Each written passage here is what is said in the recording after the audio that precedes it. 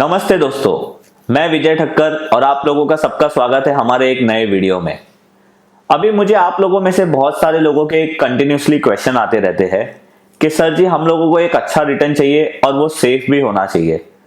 अगर हम लोग सेफ रिटर्न की बात करें और अच्छे रिटर्न की बात करें तो आप देखो हमेशा से एक ही ऑप्शन सबसे बेस्ट है, फिक्स डिपॉजिट।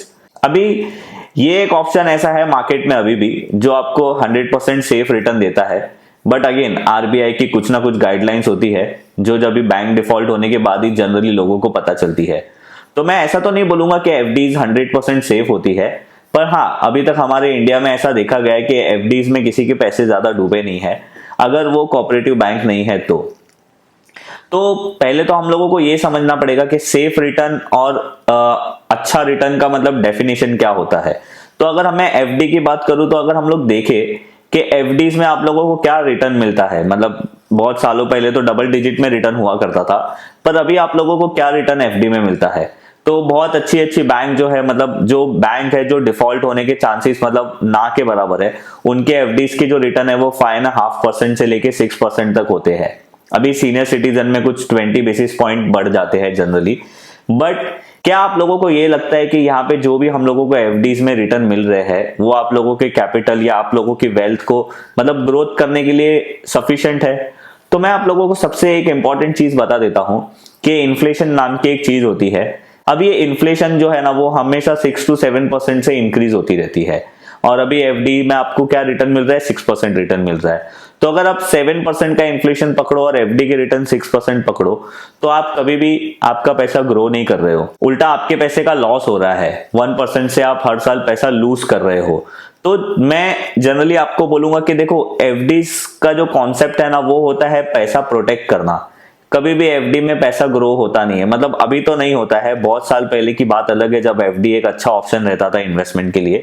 पर अगर आप अभी मतलब 40s के एज के अंदर हो और आप ऐसा सोच रहे हो कि आप एफडी करके आपके पैसे को ग्रो कर रहे हो तो वो आप क्या मतलब एक खुद को ही झूठ बोल रहे हो। एक सबसे बड़ा मिथ है, एफडी में कभी भी आपके पैसे ग्रो नहीं होने वाले, स्पेशली अगर आप 40s के अंडर हो तो कौन सा ऑप्शन आप लोगों के लिए बेटर है, मतलब आज के वीडियो में मैं आप लोगों के साथ शेयर करने वाला हूं वो एक ऑप्शन जो मैं अपने अकाउंट में पर्सनली यूज करता हूं और मुझे ऐसा लगता है कि भाई वो ऑप्शन बेटर है एफडी से। तो मैं आप लोगों के साथ शेयर करूंगा कि ये चीज को आपको कैसे एग्जीक्यूट करना चाहिए और कैसे आप एक एफडी से बेटर रिटर्न जनरेट कर सकते हो। अभी जनरली आप 40s के अंदर हो ना, तो इसका मतलब ये है कि आप अभी कैपिटल जनरेट कर रहे हो। अभी कैपिटल जनरेट करने का मतलब क्या है कि आप कहीं ना कहीं तो जॉब करते रहते हो या फिर आपका बिजनेस होता है, तो वहां से आप आपका एक सोर्स ऑफ इनकम कंटिन्यूसली आते रहता है। तो आपके पास जो पैसे का फ्लो है वो ये मतलब जनरली 40s के एज के अंदर आपके पैसे का फ्लो आपके पास ज्यादा होता है। और एक बार आप 40 एज के ऊपर हो जाते हो तो मैंने ऐसा देखा है कि लोगों का मतलब पैसे का फ्लो आना थोड़ा थोड़ा स्लो भी हो जाता है और कहीं ना कहीं तो बंद भी हो जाता है। तो यही एक हमारे लाइफ में ऐसा टाइम होता है जहां पे हमारी जो भी इन्वेस्टमेंट है हम लोगों को यहाँ पे बहुत ध्यान से वो इन्वेस्टमेंट को करना चाहिए और हम लोगों को सबसे बेटर रिटर्न मतलब मार्केट में जनरेट करना चाहिए। एटलीस्ट आप लोगों को इन्फ्लेशन को तो बीट करना ही चाहिए, तो ही आप मतलब एक लेवल मतलब मेंटेन कर सकते हो आपके जो भी वेल्थ है उसका।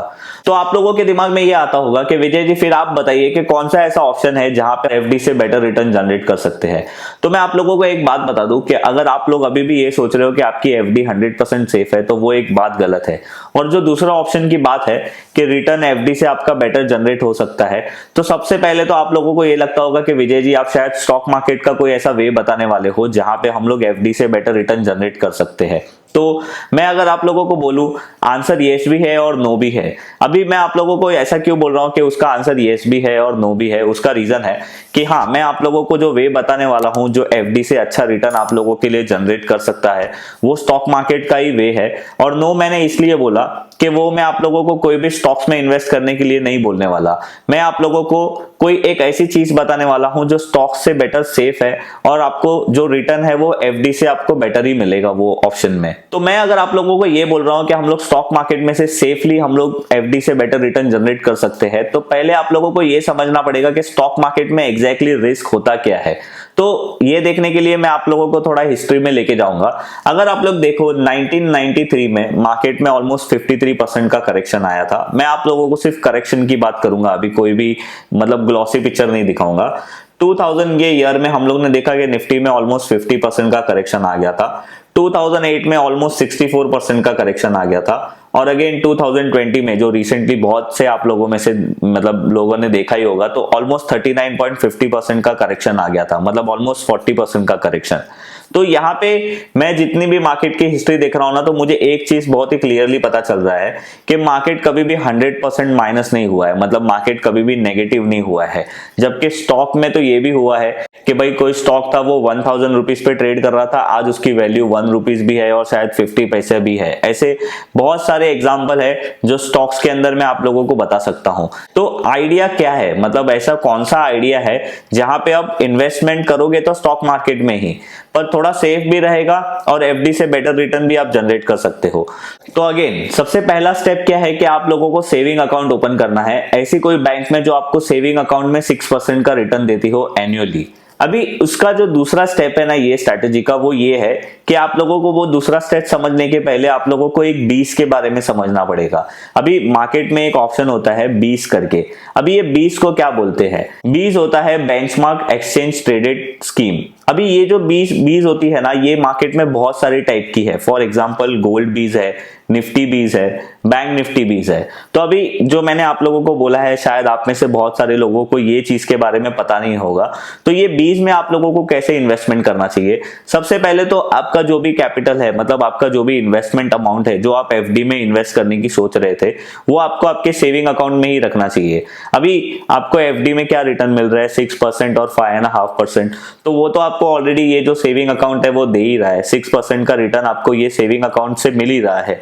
अभी मेन स्ट्रैटेजी क्या है ना, जब भी मार्केट 10% फॉल होगा तभी आपको निफ्टी 20 में और बैंक निफ्टी 20 में, मतलब दोनों में से कोई भी एक ऑप्शन को आपको सिलेक्ट करना है और उसमें आपको इन्वेस्ट करना है। अभी जब भी मार्केट 10% फॉल होगा, आपको आपके सेविंग अकाउंट में से 10% इन्वेस्टमेंट यहां से निकाल के सेविंग अकाउंट में से निफ्टी 20 या तो फिर बैंक निफ्टी 20 में इन्वेस्टमेंट करना है।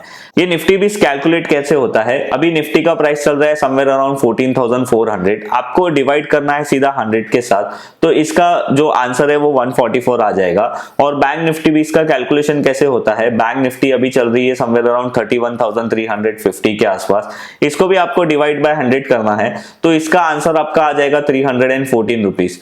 तो ये जो है वो एक निफ्टी 20 की वैल्यू और एक बैंक निफ्टी 20 की वैल्यू होती है। अभी जब आप मार्केट में जाते हो ये निफ्टी 20 और बैंक निफ्टी 20 परचेस करने के लिए, तो ये वैल्यू हमेशा प्रीमियम में रहता है। मतलब अभी as per the calculation Nifty 20 की वैल्यू होनी चाहिए 144, पर मार्केट में इसकी वैल्यू चलती होगी 154 रुपीज की, मतलब समवेयर अराउंड 10 to 8 रुपीज का इसमें प्रीमियम चलता है। और बैंक निफ्टी 20 की जो अभी वैल्यू हम लोग ने कैलकुलेट की वो 314 आनी चाहिए, तो मार्केट में इसकी वैल्यू 317 to 318 होता है। ये जो आइडिया है मतलब वो क्या है कि आप लोगों को हमेशा जब भी मार्केट 10% करेक्ट करेगा फ्रॉम द हाइस, तब आपको आपके सेविंग अकाउंट में से 10 to 15% कैपिटल यहां से निकाल के आपको निफ्टी 20 या तो फिर बैंक निफ्टी 20 में इन्वेस्ट करना है।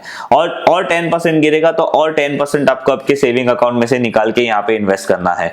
तो जस्ट इमेजिन करिए, मतलब आपके पास मार्केट में इन्वेस्टमेंट करने के लिए 10 एंट्री होगा, मतलब अगर मार्केट 100% फॉल होगा तब जाके आपका सेविंग अकाउंट पूरा जीरो हो जाएगा और आपके यहाँ पे टोटली 100% इन्वेस्टमेंट होगी। और एज पर द हिस्ट्री मैंने अभी तक ये नहीं देखा है कि निफ्टी में 60% से ज्यादा कोई भी साल फॉल आया है। मैं 60% जो बोल रहा हूँ ये मैं मैक्सिमम खराब सिचुएशन की बात कर रहा हूँ, जैसे 1993 हो गया, 2000 हो गया, 2011 हो गया और अभी रिसेंटली जो हम लोग ने 2020 का जो फॉल देखा था वो। पर ये कोई भी फॉल 60% से ज्यादा एक्सटेंड नहीं किया। और मैं आप लोगों को ये भी बता देता हूँ कि पूरे साल में 10 to 15% तो मार्केट आपको एक दो बार तो अपॉर्चुनिटी दे ही देता है। और अभी बात रही एग्जिट की, तो आपको एग्जिट एटलीस्ट जब भी आपने 10% मार्केट अपने मतलब मार्केट नीचे गिरा और आपने इन्वेस्ट किया, जहां पे भी आपने इन्वेस्ट किया है एटलीस्ट उसके 10% प्रॉफिट के बाद ही आप लोगों को एग्जिट करना है। जनरली मतलब ये एक फंडा है जो आप लोगों को ध्यान में रखना है, तभी आप एक अच्छा एज बना सकते हो मार्केट में से इन्वेस्टमेंट का अपना मतलब रिटर्न निकालने के लिए। यहाँ पे मैं आप लोगों को दिखा दूंगा कि मैंने मतलब ये जो मार्च में अभी हमारी इंडेक्स फॉल हुआ था तभी मैंने समवेयर अराउंड पैसा इन्वेस्ट किया था निफ्टी 20 में, तो मेरा जो एवरेज है वो 86-87 का आप लोगों को यहाँ पे दिखता होगा। और मैंने अभी तक मतलब लिटरली मैंने अभी तक उसको इन्वेस्टमेंट में से एग्जिट नहीं किया है, मतलब मैंने एक भी निफ्टी 20 को एग्जिट नहीं किया, आप यहाँ पे देख सकते हो, बिकॉज मेरे हिसाब से शायद निफ्टी यहाँ से 17,000 और 18,000 भी जा सकती है, तो फिर मैं क्यों एग्जिट करूं, ये मेरा क्राइटेरिया है। पर मैं आप लोगों को सजेस्ट करूंगा कि जब भी आप इन्वेस्ट करो मार्केट में और आपकी इन्वेस्टमेंट वैल्यू से 10% आपकी वैल्यू बढ़ जाती है, तभी आपको एग्जिट करने की सोचनी चाहिए। मतलब 50% या 100% वो आपका डिसीजन है, पर वही टाइम आपको एग्जिट करना है। तो इसी तरह से आपको साल में 2 से 3 बार मौका मिलेगा स्टॉक मार्केट में, मतलब निफ्टी 20 और बैंक निफ्टी 20 में इन्वेस्ट करने का। और यहां से मतलब अगर समझो पूरे साल में आप लोगों को मौका नहीं मिल रहा है, तो आपका पैसा तो सेविंग अकाउंट में ही पड़ा है, तो एनी हाउ आपको 6% तो रिटर्न वहां से मिलने ही वाला है। और अगर आपको मौका मिल गया, मतलब मैं तो ऐसा समझता हूं कि साल में 2-3 बार आपको चांस मिलेगा ही, तो आप अच्छा एक रिटर्न जनरेट कर सकते हो आपके कैपिटल को यूज करके, और वो भी बहुत सेफ वे में। तो अगर आप लोगों को मेरा ये आज का वीडियो पसंद आया है, जो मैंने आप लोगों को बताया है कि आप एफडी से बेटर रिटर्न कैसे जनरेट कर सकते हो, कौन से तरीके से जनरेट कर सकते हो, तो आप मेरे वीडियो को लाइक कर सकते हो। और आप लोग भी ट्राई करके देखिए, जो मैं चीज बता रहा हूं ये एक्चुअली में वर्क करती है। मैंने जैसे आप लोगों को बताया कि मैं ऑलरेडी कर ही रहा हूं ये चीज, पर मुझे ऐसा लगा कि आप लोगों के साथ शेयर करना चाहिए, तो मैंने आप लोगों के साथ शेयर कर दिया। और अगर आप लोगों को लगता है कि ये वीडियो बहुत यूजफुल है, तो आप अपने फ्रेंड्स के साथ भी शेयर कर सकते हो। अगर आप मेरे चैनल पे नए हो तो आप मेरे चैनल को भी सब्सक्राइब कर सकते हो। और हाँ, आप लोगों को निफ्टी 20 और बैंक निफ्टी 20 लेने के लिए मतलब ट्रेडिंग और डीमैट अकाउंट होना चाहिए। तो अगर आप लोगों का ट्रेडिंग और डीमैट अकाउंट नहीं है, तो मैंने नीचे डिस्क्रिप्शन में लिंक डाली है, आप वहां से जाके अपना ट्रेडिंग और डीमैट अकाउंट ओपन कर सकते हो। हम लोग मिलेंगे कोई ऐसे ही नेक्स्ट वीडियो में, तब तक के लिए बाय बाय।